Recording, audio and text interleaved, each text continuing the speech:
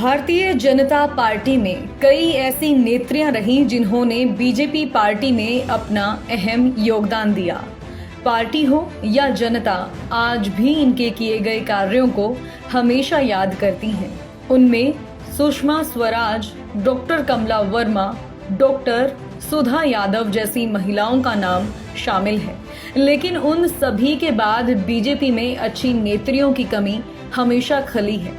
लेकिन अब सीमा त्रिखा भारतीय जनता पार्टी में एक ऐसा नाम है जो इन नेत्रियों की कमी को पूरा करती हुई नजर आ रही हैं।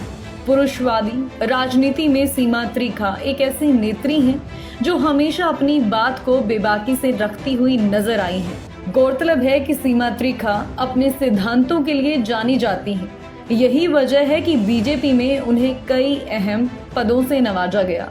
एक ऐसी नेक, मेहनती, ईमानदार विधायिका जिनका इतना अच्छा स्वभाव है कि मिलके ऐसा लगता है कि ऐसी विधायक तो पूरे हरियाणा में होनी चाहिए। बहुत अच्छे नेचर की विधायक हैं, अच्छा धार्मिक कार्य में भी लगी रहती हैं, कोई भी अमीर गरीब किसी में भेदभाव नहीं रखती। सीमा त्रिखा जी के बारे में मैं तो यही कहूँगा कि भगवान उनको लंबी आयु दे, अच्छा स्वास्थ्य दे। यही निवेदन करूँगा परमात्मा उनको एमएलए से भी अच्छा पद दे ताकि वो जनता की और भी ज़्यादा सेवा कर सकें। अगर मैं विकास कार्य की बात करूँ तो लिस्ट बहुत लंबी है, लेकिन कुछ कार्य विषय मैं आपको बताना चाहता हूँ। बड़कल विधानसभा के अंतर्गत एक शुद्रगो बिहार लकड़पुर दयालबाग वाला एरिया है जो बहुत पिछड़ा हुआ एरिया था, जहाँ पर ना रोड थी, न पानी की सुचारू व्यवस्था थी और न ही वहाँ सीवेज लाइन थी। आदरणीय विधायिका जी के प्रयास से वहाँ पर नई रोड्स का निर्माण कराया गया, नई सीवेज लाइन डलवाई गई। तो ऐसे बहुत से कार्य हैं। भागरी गांव में वाईएमसी यूनिवर्सिटी लानी हो, तो ऐसे बहुत से कार्य हैं जो पूरी विधानसभा में आदरणीय विधायिका जी ने एक समान रूप से बिना किसी भेदभाव के, चाहे वो सेक्टर्स हों, चाहे वो टाउन का एरिया हो, चाहे गांव हो, चाहे स्लम हो, कोई भी एरिया विकास कार्यों से अछूता नहीं रहा है। कोविड में हमारी बहन सीमा त्रिखा जी ने काफ़ी सराहनीय कार्य किया। वह अकेली ऐसी महिला थी जो बाहर निकलती थी और उन्होंने प्रवासी मजदूरों के लिए मुफ्त भोजन और मुफ्त राशन की व्यवस्था करी। इसके अतिरिक्त हमारे बड़कल विधानसभा क्षेत्र में आज भी किसी प्रकार का कोई अवैध कार्य नहीं होता और ना ही किसी प्रकार के लड़ाई झगड़े, जिससे कि हमारी विधानसभा में काफ़ी सुकून, शांति और अमन है। सीमा त्रिखा बीजेपी की वरिष्ठ नेता हैं। 2009 में उन्होंने बीजेपी ज्वाइन किया। बीजेपी प्रदेश महिला मोर्चा की उपाध्यक्ष भी रह चुकी हैं, जिला प्रधान और महासचिव भी रह चुकी हैं। शिक्षा और पर्यटन विभाग में सीपीएस के तौर पर काम कर चुकी हैं। उनके राजनीतिक सफर की बात करें तो 2004 में पहली बार एमसी चुनी गई। 2014 में बड़खल विधानसभा निर्वाचन क्षेत्र से करीब 38,000 वोटों से जीत हासिल की थी। वर्तमान में विधायक है। राम राम जी।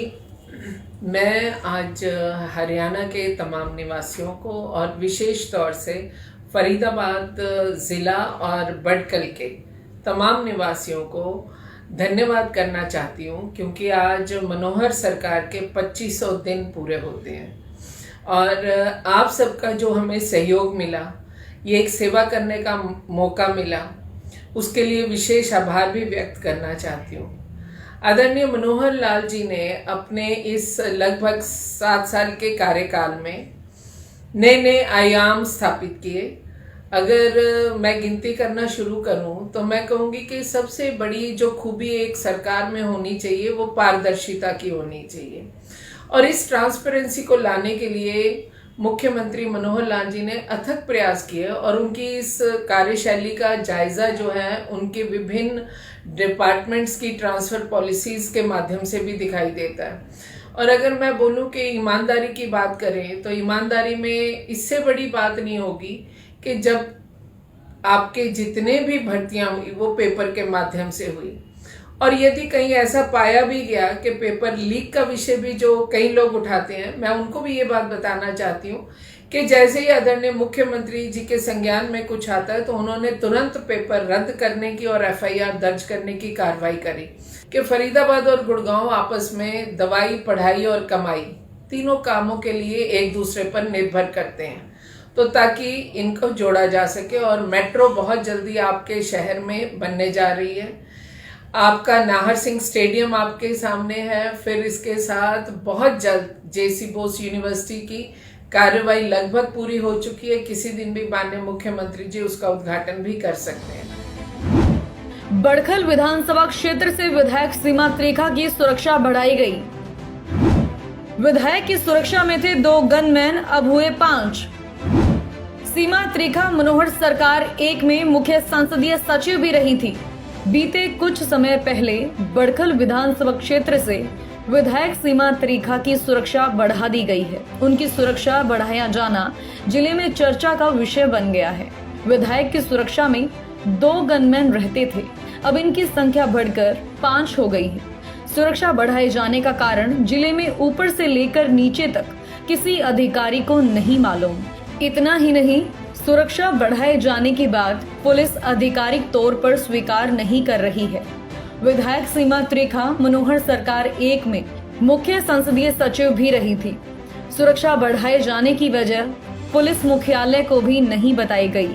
पंचकुला से निर्देश प्राप्त होने के बाद रातों रात उनके सुरक्षा कर्मियों में इजाफा कर दिया गया। विधानसभा में जोर शोर से उठाया था जनहित का मुद्दा। विधानसभा में कई बार उठाया है अवैध कॉलोनियों का मुद्दा। हालांकि सुरक्षा बढ़ाए जाने के पीछे कोई स्थानीय वजह नहीं है। उनकी सुरक्षा बढ़ाए जाने को विधानसभा के हालिया सत्र में उनके द्वारा उठाए गए मुद्दों से भी जोड़कर देखा जा रहा है। विधानसभा में उन्होंने इको ग्रीन कंपनी की कार्यशैली और गड़बड़ झाले का मुद्दा उठाया था। विधायक ने विभिन्न मौकों पर अरावली वन क्षेत्र में अवैध रूप से बने फार्म हाउस पर भी अपनी बात बेबाकी से रखी थी। लग रही हैं तरह तरह की अटकलें। आधिकारिक तौर पर कोई भी कुछ बोलने को तैयार नहीं। इसके अलावा उनके विधानसभा क्षेत्र में स्थित जमाई कॉलोनी को तोड़ने के लिए भी घरों पर नोटिस चिपके हुए हैं। यह भी उनकी सुरक्षा बढ़ाए जाने का कारण हो सकता है। फिलहाल विधायक की अचानक सुरक्षा बढ़ने से तरह तरह की अटकलें लग रही हैं। हालांकि आधिकारिक तौर पर कोई भी कुछ बोलने को तैयार नहीं है।